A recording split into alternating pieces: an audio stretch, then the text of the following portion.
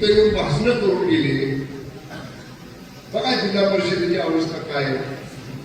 दीपिका बोलता बोलले की एका बाजूला राष्ट्रवादी काँग्रेस, शरद पवार गट, राष्ट्रवादी काँग्रेस, अजित पवार गट आणि शिवसेना ही जर एका बाजूला केली आणि भाजप एका बाजूला राहिली, गेली सूत्र जाते बघा तुम्ही.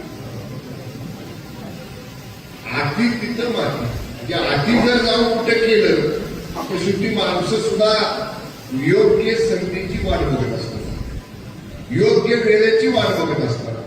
मला त्याच्यावर राजकीय भाष्य करायचे नाही. मी सकाळी माध्यमांना सांगितलं, मला पत्रकारांनी विचारलं म्हणजे तुम्ही जिल्हा परिषदेमध्ये काय करणार.